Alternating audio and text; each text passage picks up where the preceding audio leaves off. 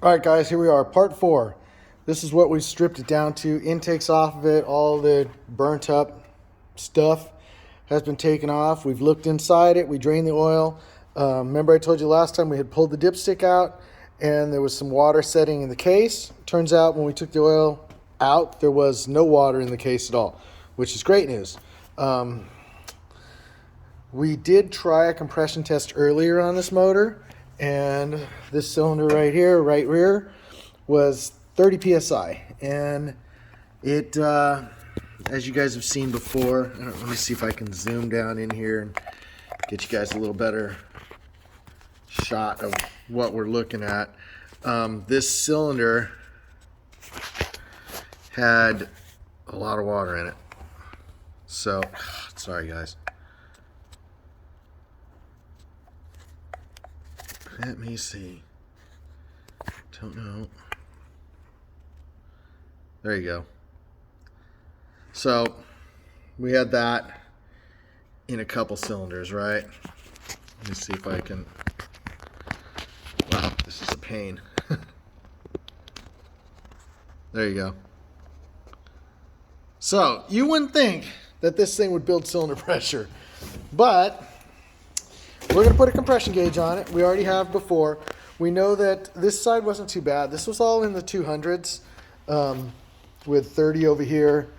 I think like 160 and 240 or something like that. So what we're going to do is basically jump from the battery lug of the starter to the starter solenoid trip. So we'll shunt that. And well, here, let me just do it. You'll hear what it sounds like with no piston or no plugs in it right now.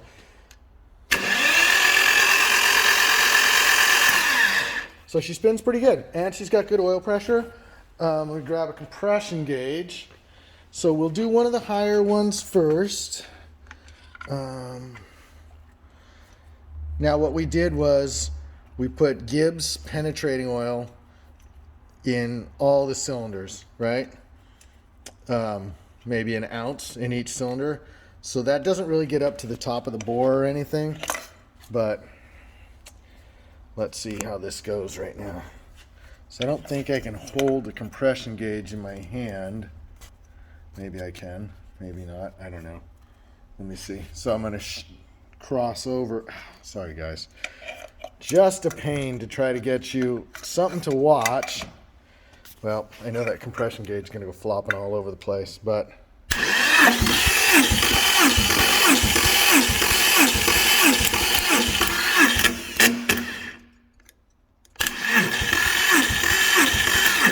all right, so we have 269 psi in that cylinder right there. And that cylinder also was full of water. So when I actually pulled the headers off, the headers on most every cylinder were full of water. So 270 psi there. That's a good sign. This cylinder, like I said before, had 30 in it. So let's see where we're at now. I felt good about it with the Gibbs, but we'll just see. So once again, cross that over.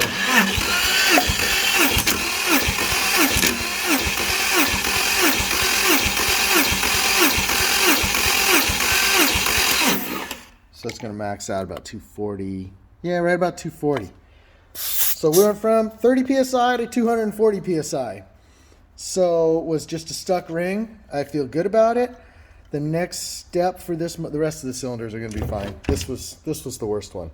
So I feel good about it. What we're going to do now, next video will be, we're basically going to take all the parts, not these parts, this is all our leftover stuff, right? We're going to take the engine out of his 911, and we're going to install those parts onto this one, make this engine run, and put it back in his car, and then we're going to rebuild the engine that came out of his car, make it a 3.8 with a Nickies, and then we'll probably sell this engine later as a complete.